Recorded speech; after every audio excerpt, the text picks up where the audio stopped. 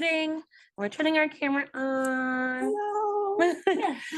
Welcome everyone. Thank you so much. Tyler, whenever you're ready, Sure. take it away. Yeah, good morning. I'll call this meeting to order. Thank you everyone for your patience as executive committee finished up discussions. My name is Tyler Richards Hughes, and I'm vice chair of the City of San Diego's Commission for Arts and Culture and chair of the commission's funding committee. We're going to do a quick roll call to confirm committee member attendance. When I call your name, please say present. Commissioner Dr. Alberto Pulido. Present. Thank you. Love that hat. Commissioner Keith Upstead is not with us today. Commissioner Kamal. Present. Thank you. Commissioner Leanne Kim. Present. Thank you. And Commissioner Abe Hughes. I'm here, cuz. Thank you. Just for the record, Abe and I spell our last names differently. Thank you all for your attendance, and also love to have our chair and Bossler here with us, as well as city staff, including Executive Director Jonathan Gluss, Olivia Jones, Senior Project Funding Manager, Gabriela Ruiz, whose title. Close. Brownberger. Yeah, Arts and Culture Project Manager. Thank you. Culture Project Manager, and Christine Jones, who is the mother of dragons and manager of all things. What's going on today? I like that. You should add that to your business She is our card. own I'm gonna add that to my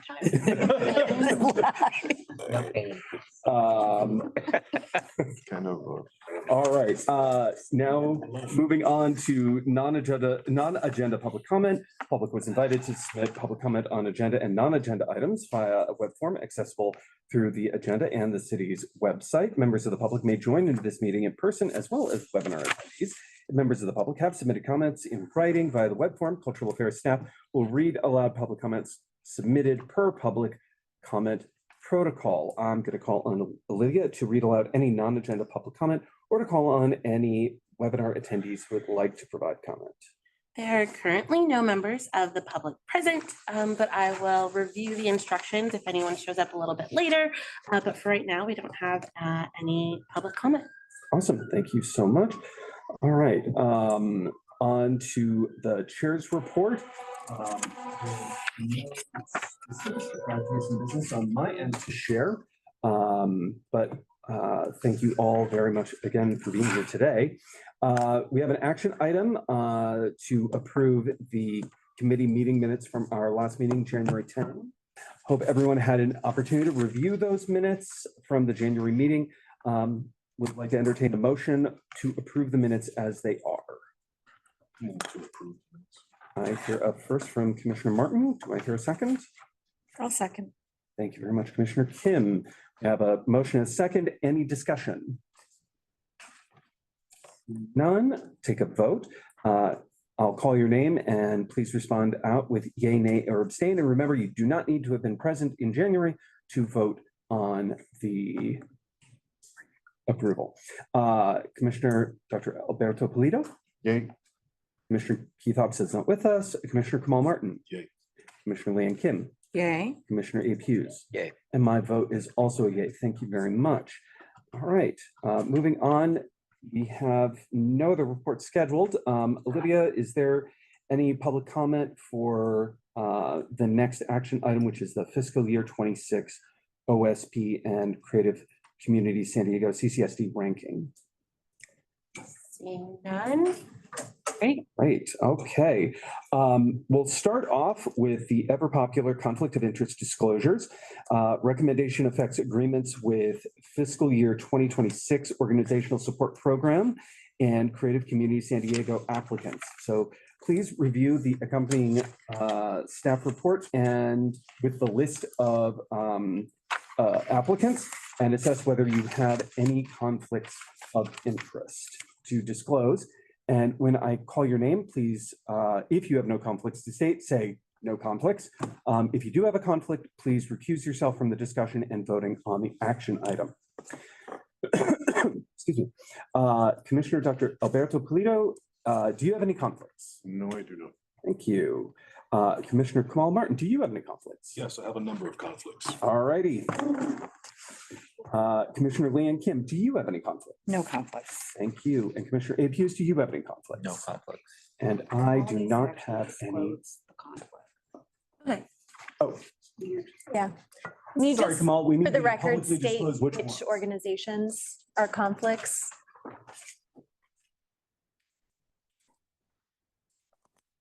Disco Riot, Mm-hmm, Dreams and Ducats, mm-hmm.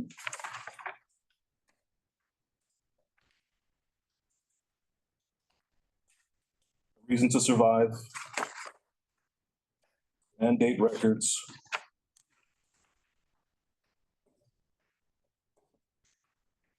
and Eagle Black Chamber, Playwrights Project, San Diego Archaeological Center. Next time, we'll just say the ones you don't have conflicts with. Mm-hmm. Thank you very much, Commissioner Martin. And I do not have So any. leave. Yeah, he he's just just got staying there out until we move to the next for item. the Oh, discussion, got it. yeah. And I do not have any conflicts myself. Going to call on Olivia to provide us, please, with an overview of action items and the recommendations. Great. So before we dive in to the formal recommendation, just wanting to wanting to share a little bit more information about the panels by the numbers, some of our demographics as it relates to our panelists, location and affiliations, and then I'll share a little bit more about our process this year as well. But as you can see, for this fiscal year 2026, we had 115 Part 2 applications reviewed. We had 13 different panel sessions. Some were half day, and those are 4 hours, and full days are 8 hours. We had 47 different panelists engaged throughout our process, and we had 10 days of deliberation. And the outcome is all applicants were recommended for funding, and you can see the specific breakdown in your packets. So as we look at race and ethnicity distribution, we see our pie chart. I will say that the small prefer not to state section, that little sliver of orange is 6%. Otherwise, we had 24% Latinx representation, 18% Black or African American, 10% Asian or Asian American, and 42% white folks in attendance in those panels. Of our full panelist group who participated, we had 67% folks identifying as female, 33% identifying as male. And this is sort of our age distribution. So 50% of our folks are between the ages of 35 and 54, and then 25% between the ages of 55 and 70, 18% between 25 and 34, and then smaller sections for the prefer not to state and over 70 folks.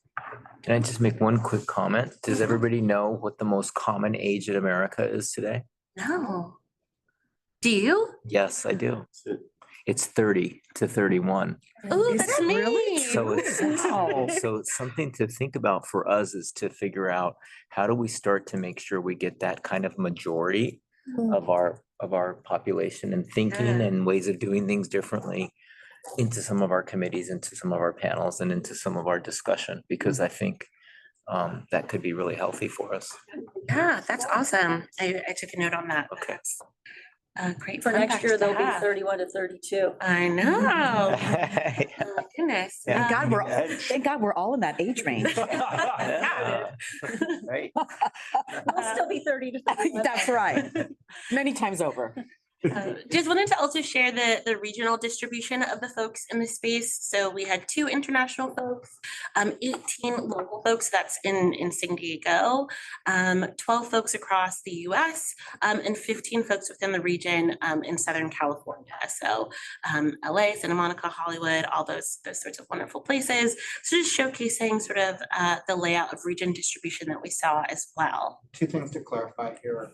Local, we're not being specific to the city, it's the county. Mm. Now, I'm super city specific, but we're being gracious here and saying the county.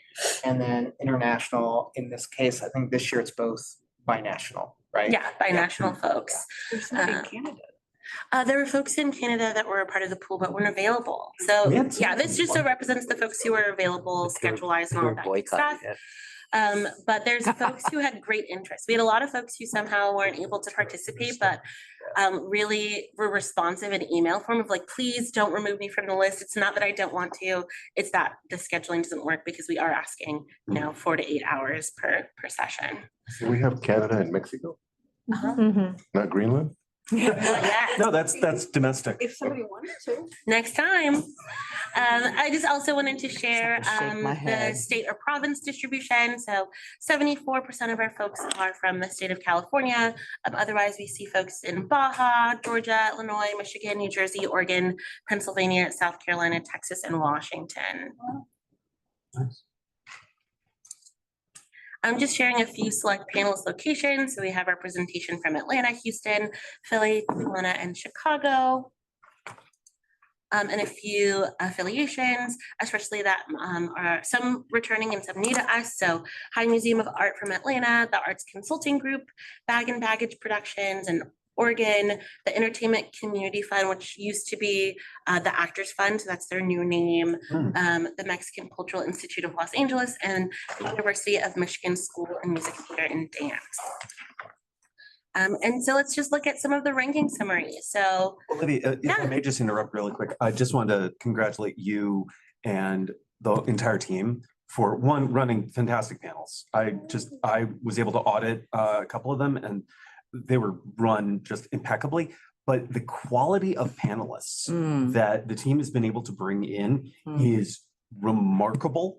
And it shows a lot of growth and professionalization of just the panel process. So congratulations, because the discussions I was able to listen to were nuanced, they were educated, informed, inquisitive about our organizations, and they deeply cared about the process they were going through. So just thank you very much for the work you've done and the work to bring in these panelists. And please, in communications out, please tell them that the commissioners themselves are just very thankful for the work that they did.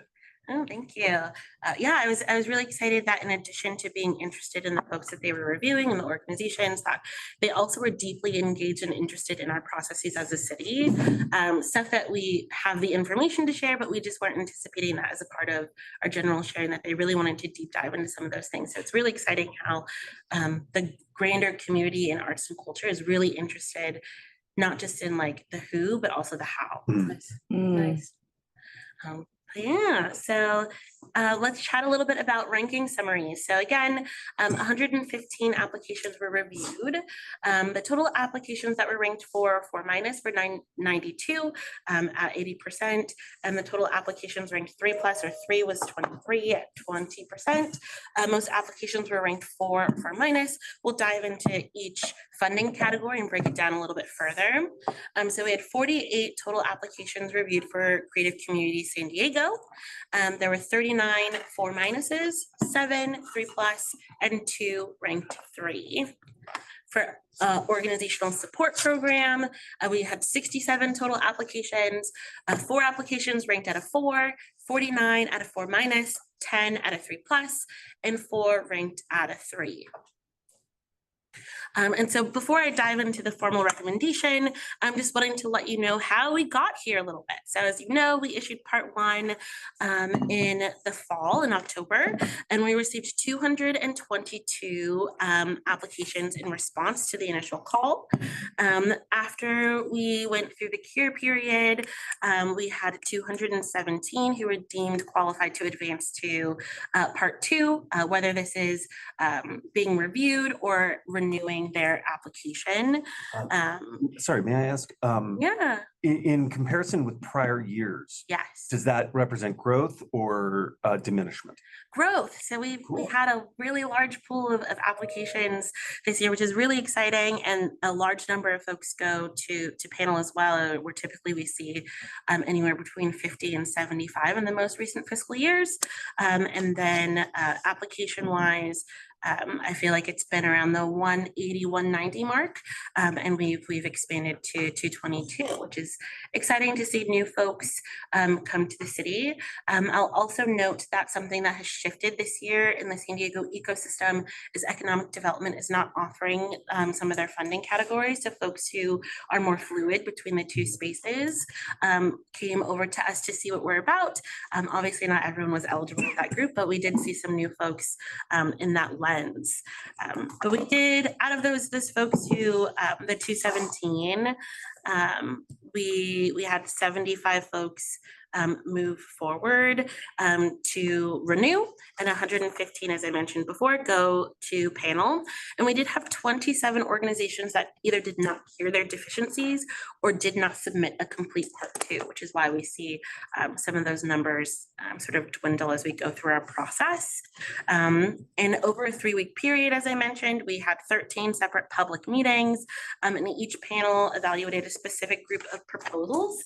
When we had standard criteria across the categories for OSP and standard criteria for CCSD. And then we had folks submit their rankings and their comments in the Flux system. And then we had the public panel meetings that everyone was able to attend, which is very exciting. We had great attendance and just a lot of enthusiasm all around. And we finally landed on this space of final ranks that are recommended from our panel process, which leads me to make a recommendation.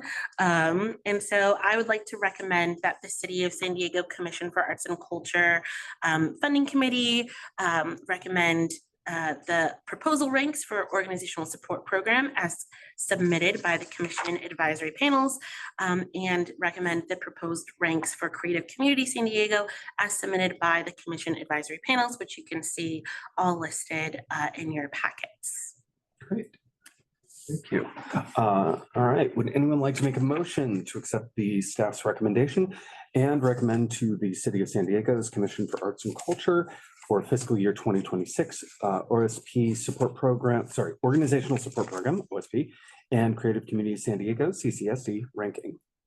I would like to move. Thank you. We have a first from Commissioner Kim. Do we have a second? Dr. Polito. Discussion. And moving on, any discussion? Yeah, I'd like to back up to make sure that some finer points are. If you would go back about 3 slides. More? So go back one more. So staff is fully supportive of this whole system, but I want you to understand as the committee, one more. No, I'm sorry, the other way. Okay. Sorry. Sorry. Yeah, I think it's the Sorry. the overview. Sorry. One more? So, no, back one. Sorry. There you go, Olivia, thank you. So a lot of applications went to panel this year. And they did that because we sent them because variances were quite large for a lot of the organizations. So we have the, just as a reminder, and Dr. Polito, I can't remember how long you've been on this committee. Not that long. Okay, so this may be new information for you. So as we're going through the review process, phase 1 is the fall. They submit their financials. So I'm gonna ask everybody to put on your equity lens a little bit. And your small organization lens. So these organizations submit. This is very standard process for organizations that are used to this process. Seldom do the executive directors do this. It's an accountant, a staff person, what have you, except the very smallest organizations. But that is where the AOI or the allocation is. They submit their own AOI. So during the fall. So then we get to the Jonathan, can you explain what AOI is? yes, average operating income. The average operating income is a calculation. It's actually very easy to calculate. It's in the application. But it's essentially, Christine, you say it crystal clear. Well, it's annual operating income, right? So it's certainly, it's the revenue for an organization, right? But there's certain things that are taking out, Mhm. right, to come up with that number. So, certain, depending on certain kind of collections and things like that, there's some nuances to it. So each AOI is kind of unique for its organization, how it operates. So can you say it really succinctly, Olivia? For annual operating income, it is the total income, remove in kind, remove anything that is earmarked funding wise for something else, and any capital unrealized gains. Okay, So in a sense, it's not really income, it's really revenues. Yeah. depends on it. Because income would be something that would occur after expenses are paid out. Depends. Yeah. I'm sorry, Abe. It's really not income. I mean, this is really an organization's revenues that are being generated, adjusted revenues. Income would be after expenses. Well, there's Yes. gross and net, right? Yeah, and I'm sorry, I don't mean to totally Yeah. redirect the conversation here. I just I wanted for the to make- record to, Yeah, But it's a sense of revenues, about the size of how much money they bring in. Basically, Mhm. yes, and then, yes, not how much they're, these are nonprofits, so they should really not have income. I mean, they should spend as much as they bring in, generally speaking. correct. But it's a sense of their size. Mhm. But just from the perspective of this, so they come in during cure is when any questions about their finances come up. If staff sees issues around, leadership, major, if there's, changes in facility ownership, anything that really is substantial, we have the opportunity to cure, which means that we take a few weeks during December. We staff does a thorough analysis of part one. We send any questions back to them, and then they have the opportunity to respond to us, right? It is fully in our administrative rights to say, you're not eligible, you're not going to phase two. Also within our administrative, both rights and responsibilities, to ask really basic questions about big shifts in the budget. So this year, when we saw lots of fluctuations, over 15-20%, we sent all those to panel. We don't always do that. But there were so many this year. This is the most that I've seen go to panel, I think. I keep looking at you, Christine, because No, it's the I most, kind of- it's the most in definitely a few years. What do you mean they go to panel? I mean, not everybody goes to panel? No, so the, of the folks who are eligible for funding after part one, 75 applicants renewed. So we don't offer renewal for the full process, but organizations have the opportunity in Gotcha. part one, if they don't have any extreme variances in either programming or Gotcha. budget, then they can opt in, they can request to renew. And then we respond to them to let them know if it was either a successful request or we have the option, as Jonathan mentioned, to exercise that they go and submit a full part two. And You got it. tons of variances as people are bouncing back from the pandemic. So typically anyone who has a 20% or more variance is not eligible to renew.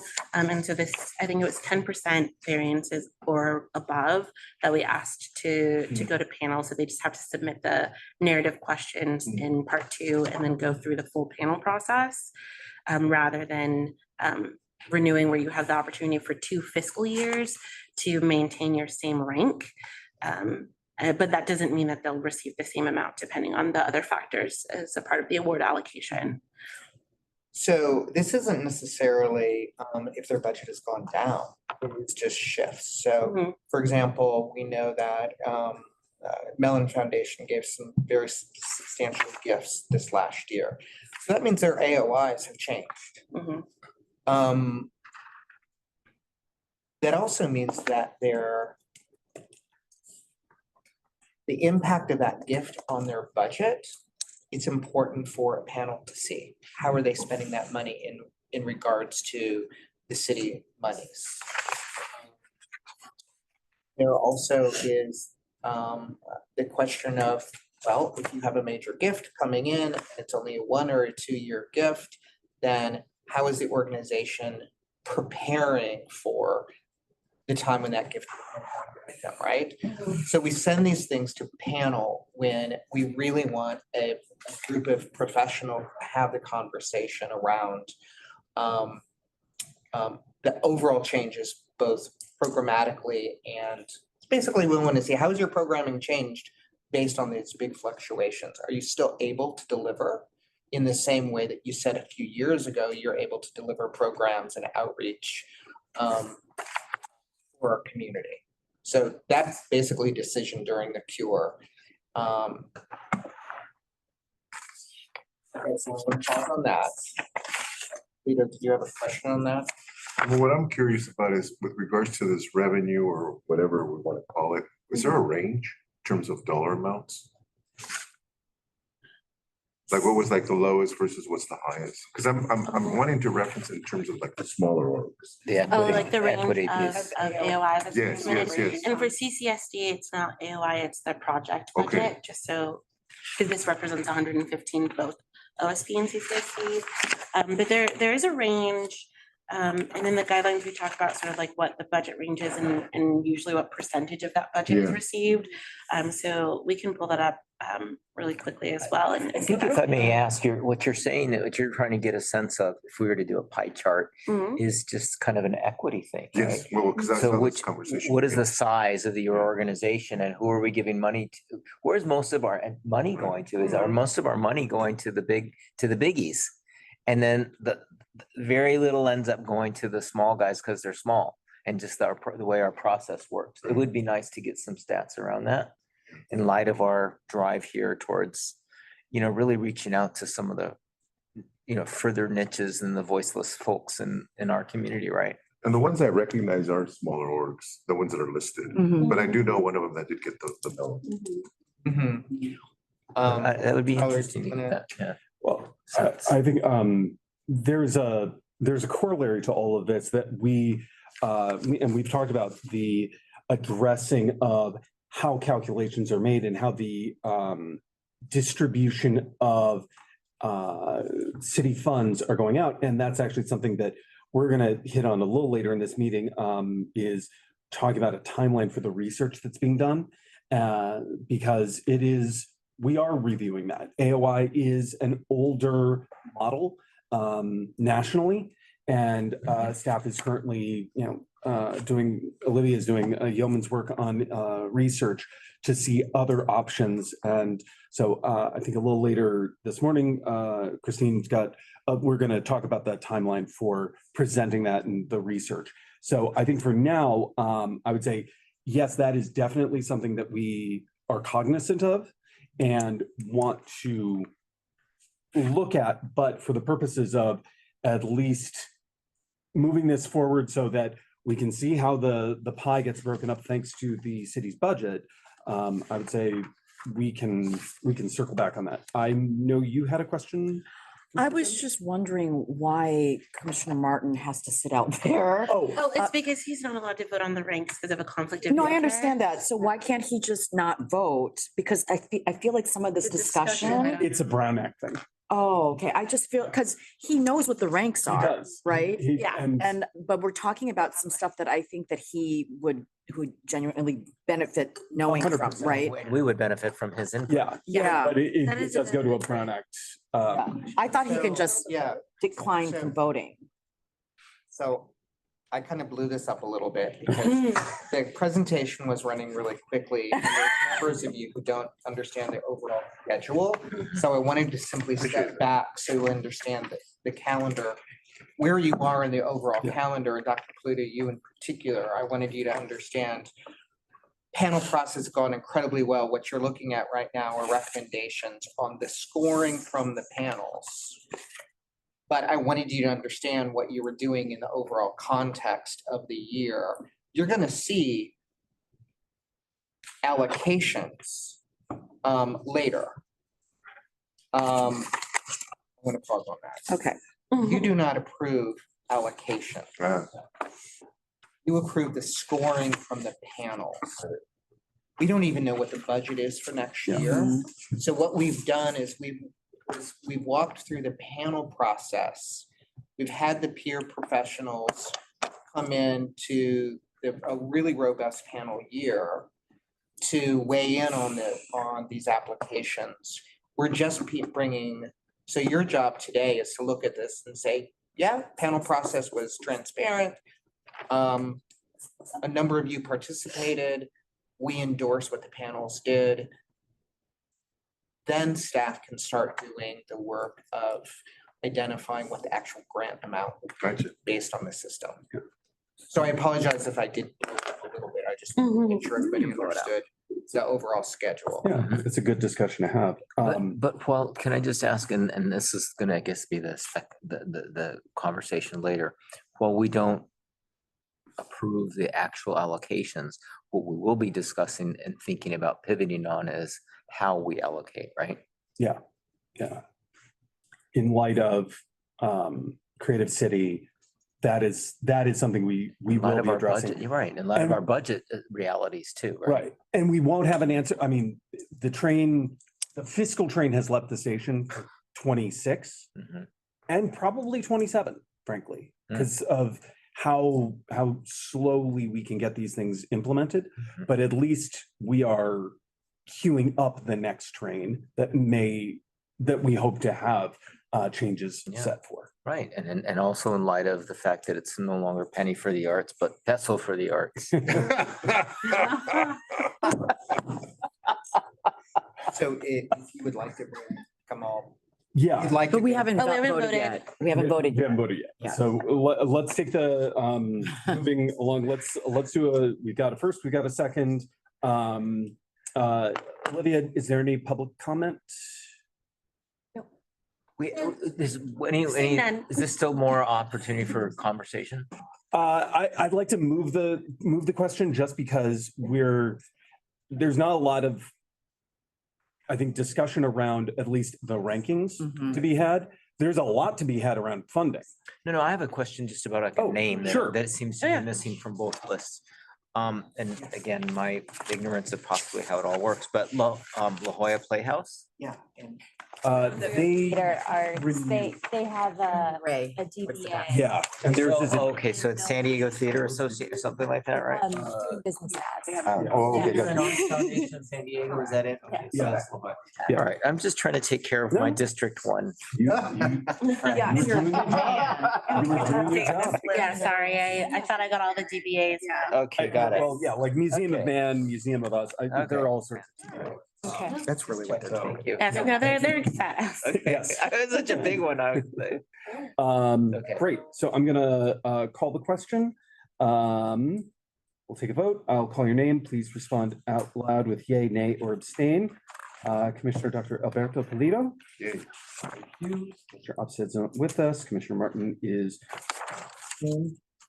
Commissioner Leon Kim, Okay. Commissioner Abe Hughes. Si, senor, yes. Thank you. And my vote is also a yay. Awesome. Yeah. Okay, now we can call. Yeah, you can move this staff.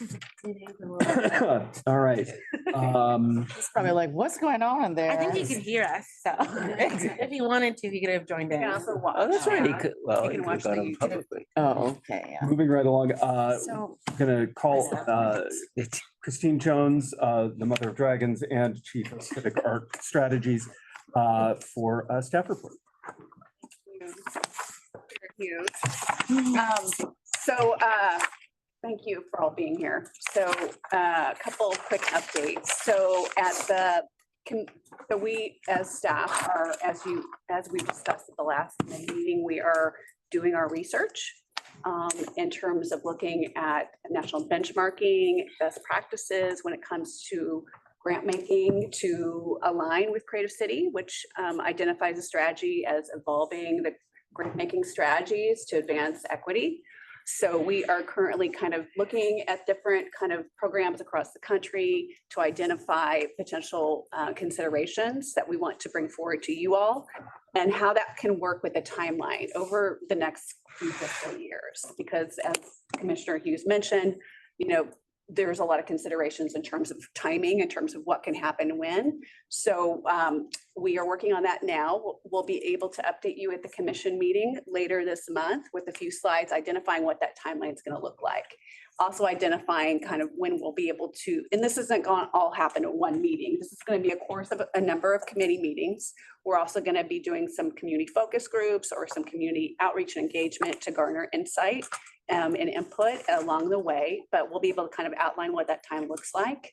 And then we'll be coming back to the funding committee a little bit later, in like probably early summer with kind of really starting kind of digging into that in a little bit more detail. So stay tuned, but I just wanted to at least let you all know that that timeline is going to be kind of updated and we can answer any questions you all have, but we are starting.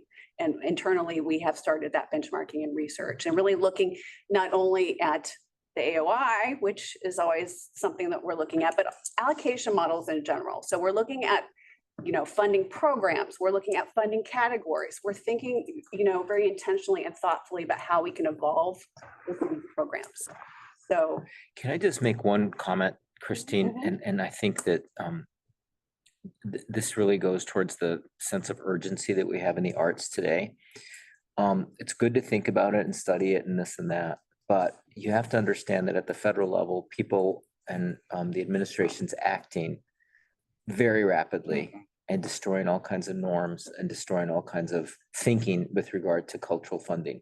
And so I would just ask that you guys be aware of what's going on at the federal we are level definitely and aware, understand yes. that while it might not actually impact us, some of those methodologies may be something that we have to take into consideration, Absolutely. either to protect ourselves or to, whatever it is we may need to do, but we have to understand that. Yeah, no, Okay. I completely appreciate that. We're certainly looking at that. We're staying on top of understanding kind of the overall kind of field, both private and public philanthropy, because it's all something that has to be kind of considered.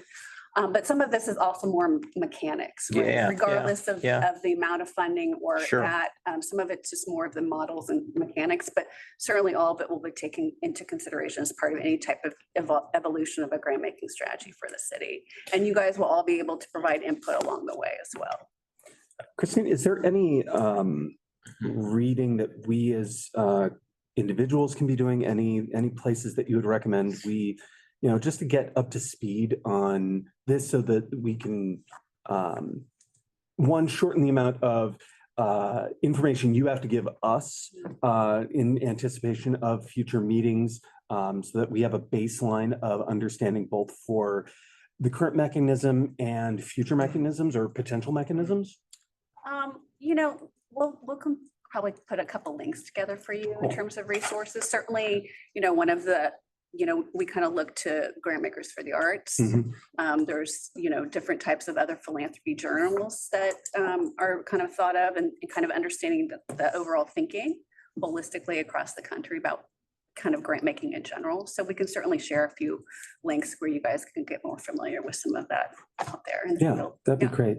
And I don't know if there is because it's been a long time since I filled one out, but even just the packet for putting in the application, like calculating AOI, if any of that can be shared, just so we can see it ourselves and know like, oh yeah, this is, if Tyler was in organization, this is what Tyler's AOI would be, at least to just know the mathematics and the, We have like a fact sheet that we've had that kind of talks a little bit more about the current factors and how Oh, it yeah. works. So I'm sure we can find something to share with you. that'd be brilliant. Thank you. Is there is the application still on the website? The guidelines guidelines are Guidelines, on the sorry. website, so that Oh. might be good too, if you guys are interested. Yeah. Those are obviously from FY '26. But gives you kind of a good sense of where we are and then, as we consider evolution from there.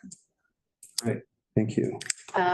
Who's driving this research? Is it just staff or do you have consultants who are coming in to help you? Right, Right now, it's staff driven, Yeah. because we know our programs and we are talking to our peers Mhm. across cities. Got it. We will identify within our kind of timeline in our strategy whether a consultant is needed at any point. So we'll update you on that. So obviously, there's financial considerations for that too. So, Sure. and, we do have some pretty brilliant team members. Yes, Um, I agree. But we will. But your brilliant team members have a lot going on. That is right. Yeah. Yeah. So So I'm we, mindful of that. too. yeah, so we're thinking about what makes sense and what we would need potentially a consultant for. So that we'll update you when we have that information too. Okay. Yeah, definitely. Any other questions about kind of looking forward? Okay. And I know Goodwill Visits has been brought up many, many times by all of you. So staff is really looking right now at the old version of what that was. Now, just as a reminder, Goodwill Visits is essentially, it's a goodwill, right? Just an opportunity to just basically meet with some of our organizations, see the wonderful work they're doing in our communities and just kind of see how they're, working as an organization. So we are working right now on just a very easy truncated version of what that could look like.